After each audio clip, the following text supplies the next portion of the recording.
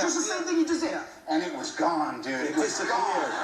And then we just said, okay, let's just give up on that. Let's write a tribute to the greatest song. Okay, a tribute. And that became our like number one hit. The tribute song is about saving souls from demons or something. As I remember correctly. Yeah. Now what was? Well, you know, there's a rich history of the devil in rock and roll. It goes all the way back to like Elvis was everyone said he's playing the devil's music.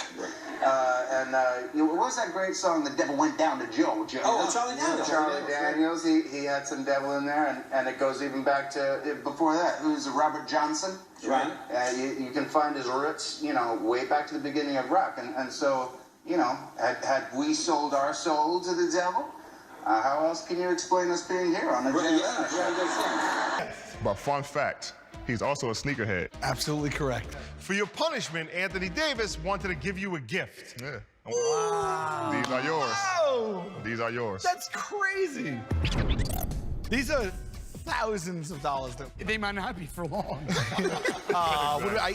You can't. You get to take these home, Sal, but you'll need to make a number of increasingly difficult decisions to determine what condition you take them home in. Oh my God. That's Sally's choice. What do I have to do?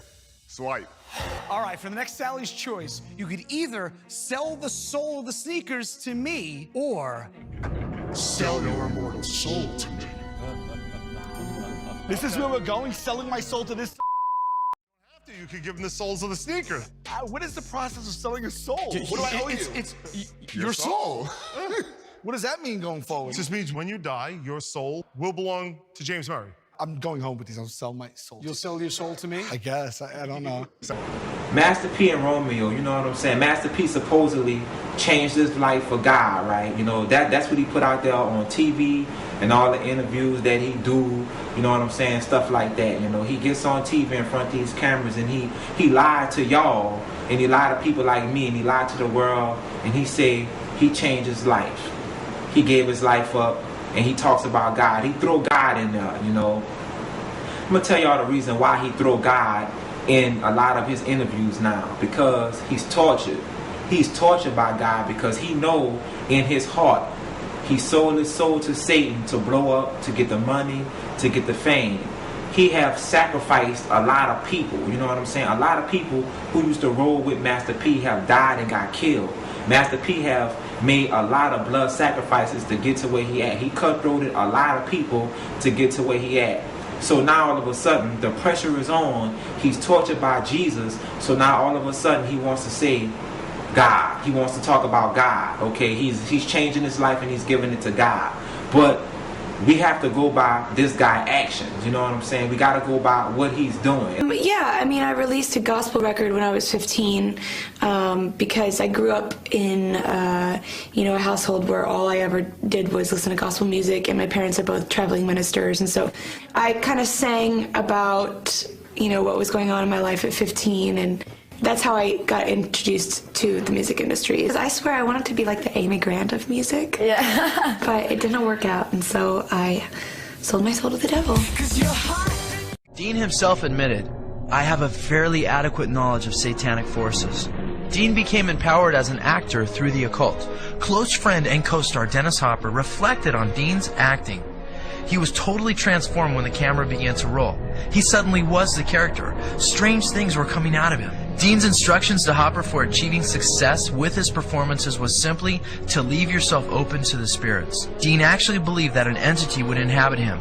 He describes it as sort of two people in the same skin, telescoping back from the other. The person inside would seem to drift up to the surface of the skin. He really believed it, and he was wrestling with it constantly. Yeah, he used to always talk about some devil or something was in him, and he didn't have any control over it. He didn't know what made him act the way he acted and what made him say the things he said and songs and different things like that just come out of him, and he'd say, I don't know what come over me, I really can't understand it. And, he used to just grab his hair or something, or pull his hair and just stand there or cry or something. Oh, Lord, it was so sad when he would cry. It seemed like, to me, he was so tormented and just torn apart, and like he really was obsessed, with something really evil.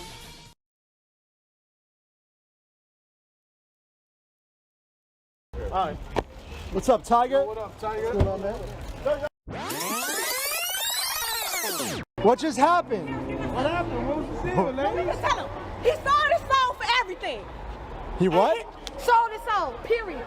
And it's about his son. It's not about none of this. Wait. That relationship that's going on. What's your relationship to his son? Period. What's your relationship to his son? I don't know how I got to write those songs. What do you mean you don't know how? Well, those early songs were like almost magically written. Darkness at the break of noon, shadows even the silver spoon, a handmade blade, a child's balloon. Eclipses both the sun and moon. To understand, you knew too soon. There is no sense in trying. Try to sit down and write something like that. There's a magic to that, and it's not Siegfried and Roy kind of magic. You know, it's a different kind of a penetrating magic. Why do you still do it? Why are you still out here? Well, it goes back to the destiny thing. I mean, I made a bargain with it, you know, a long time ago, and I'm holding up my end. What was your bargain? To get where I am now. Should I ask who you made the bargain with? with you know, with the chief commander. On this earth? And on this earth, and then in a world we can't see.